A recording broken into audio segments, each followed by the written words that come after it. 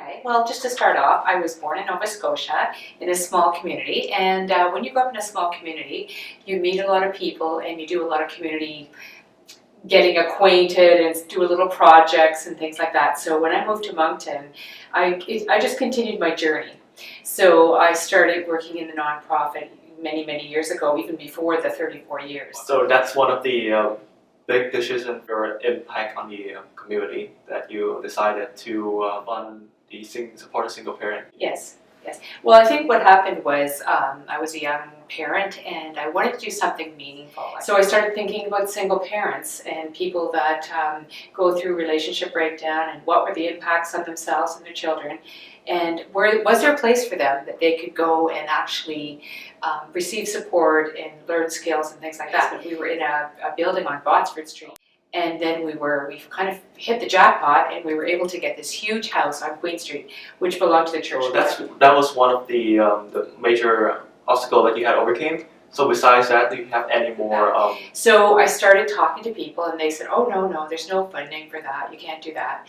But I started to just keep going, and met some people who encouraged me, and I was able to get some money from the government to start the organization.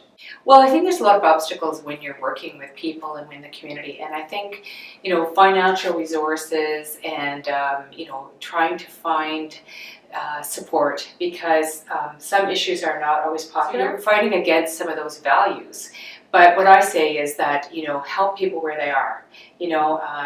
Whatever it is, if they're in a situation and they need help, then we should help them and help them, encourage them. And it's not handing out, it's giving people encouragement and skills so that they can be a part of our community. So I heard about the stigma towards single parents that Yes. Has been around. So Yes. do you think, has it changed? I think it certainly helped to have an organization that supported single parents and encouraged them. And I think what happened is, we don't realize, but we always think that single parents didn't really exist until more recently. But during the time of the wars, in Canada for sure, Wow. there were a lot of people that were single parents because of war, and the divorce rate's very high now.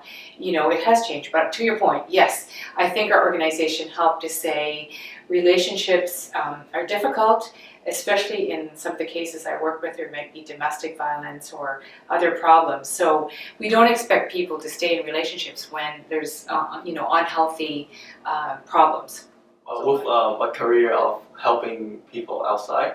So how did your family, your friends react? Well, I have 2 children that are now grown up, and they've always supported me in what I did. But I think some people will ask you, well, how can you do that? Doesn't that get depressing? Doesn't that get tiring? And I said, no, because the rewards and the successes, sometimes just giving a little support to someone and encouragement or skills, they go on and do things in our community and they become part of our society. And then I meet up with some parents now, maybe at the mall, and they tell me what their children are doing. And they thank me for the opportunity they had at our agency. So, there's more positive than negative. But since the organization is closed, so how do single parents seek for support? Good question. And this was a very difficult decision to close the agency, because of course it was like my baby and my child, and I developed it and I started it. But over 2 years, I started thinking about the best way that we take the programs and that we ask other people, those people that are already doing them, if they would continue to do them in their own way. The programs are still existing, but not under that umbrella, if you want, not under that place. So people are still able to get support. So I'm hoping that, I know it's a loss, I'm sure. There was some tears from people who came to see us, but I think that it was a way to do it without it totally not going on. And our major fundraiser, I gave that to the United Way so they could do that. So they do our Soup Fest, so they can raise the money to support the community. Would it be harder for single parents to find programs in multiple places than under one? It could be, you're right. And what we hope to do is keep our website up so that people could find us. So that is hard, but at least I felt when I retired, well, at least things are continuing in some form. So I think one of the most important lessons I learned from you is, how does it feel to do good for someone? And well, I think what I believe in justice and not charity. Justice means making change that I'm not the hero. That is long-term change. it's the difference between giving away food and growing food and helping people to get food. And charity is always just giving. So I feel that in justice, I have, in my career, have been able to move some things forward that made some change in our community.